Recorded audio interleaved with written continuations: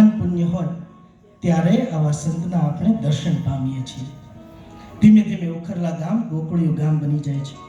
ઉત્સવનો ઉલ્લાસ, હર્ષ અને આનંદની હેલે ચડેલું ઉખરલા ગામ પખારામના ઉખરલા તરીકે ગામે ગામ અને પંથકે પંથકે ઓળખાવા લાગે છે. સંવંત 1903 થી સદાવ્રત શરૂ થાય છે. આજે સંવંત 2081માં 178 વર્ષથી આ સદાવ્રત અસ્ખલિત ગંગા પ્રવાહની જેમ પવિત્ર ગંગા વહી રહી છે. શ્રદ્ધા અને વિશ્વાસથી ચાલતી સદાવ્રત સેવાની ધર્મધજા હજી પણ અવિરત ફરકતી રહી છે. અઢળક અનાજ અને બીજા પકવાનોના ગાડાઓ આજે પણ અવિરત ઠલવાતા રહે છે. વ્યવસ્થા કરનાર થાકે પણ આપનારો તો આજે થાક્યો નથી હો મારા બાપા. બીજી એક વાત, બાપાને પાગલો બહુ ગમતા. એ કાયમ પાગલોને મસ્તરામ કહીને જ બોલાવે. પાગલો, પીડિતો, દુઃખી, બીમાર આ બધા પ્રત્યે અનહદ પ્રેમ, દયા અને લાગણી. એને સાચવવા, એને જમાડવા, સ્વચ્છ કરવામાં બાપા ક્યારેક પોતાની જાતને ભૂલી જતા. એટલે સુધી કે બીજાની પીડાને પોતાના શરીર પર સહજ રીતે લઈ લેતા તેઓ ક્યારેય મૂંઝાતા નહીં. પછી ભલે ને તે ગમે તેટલી ભયાનક કેમ ના હોય. આવો એક પ્રસંગ પણ બની ગયો. એક વખત બન્યું એવું કે મંદિરમાં હરિહરનો સાથ પડ્યો. એ હરિહર! બધા પ્રસાદ લેવા બેસી ગયા અને બાપા નિયમ પ્રમાણે બહાર કોઈ રહી નથી જતું ને એ જોવા માટે જાય છે. જેવા મંદિરની બહાર ડોક્યું કરવા નીકળે છે, રખેને કોઈ રહી જાય તો ત્યાં જ એમની નજર એક માણસ પર પડે છે. ખૂણામાં એક માણસ ધ્રુજતો, કણસડો, તૂટી વાળીને પીડ્યો છે. બાપાની નજર તેના તરફ જાય છે. બાપા તેની પાસે જાય છે. અરે ભાઈ, ભૂખ નથી લાગી? ચાલ પ્રસાદ લેવા ઊભો થા. ચાલ.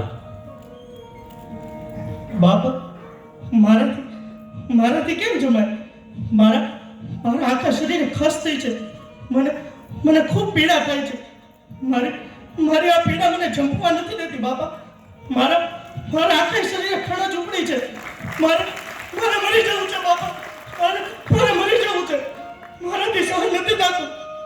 કોણ જાણે ક્યાં ભવના પાપ ભોગવું છું એની જ મને ખબર નથી પડતી બાપા. મારે શાંતિ જોઈએ છે બાપા.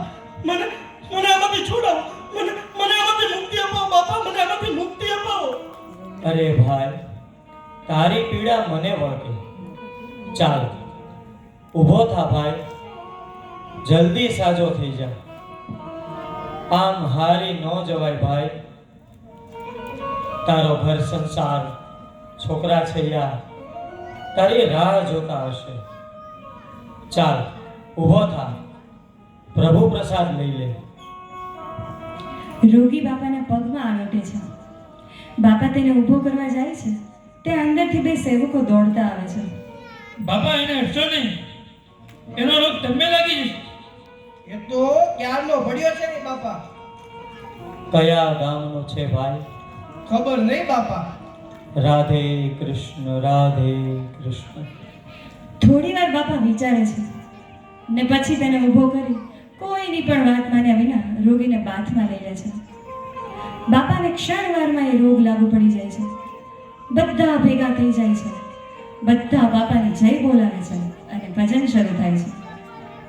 વૈષ્ણવજન તો તેને કહીએ જે પીડ પરાઈ જાણે રે.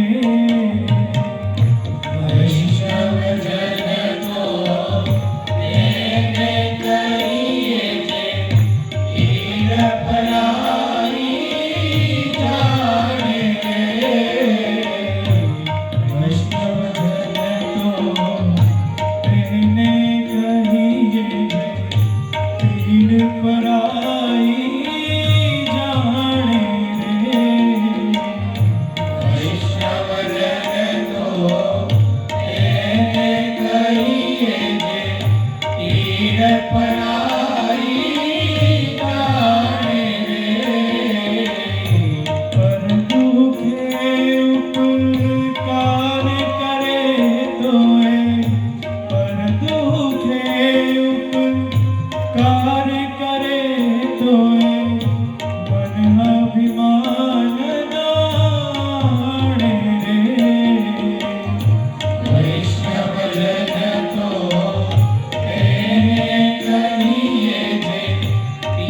અપરાધ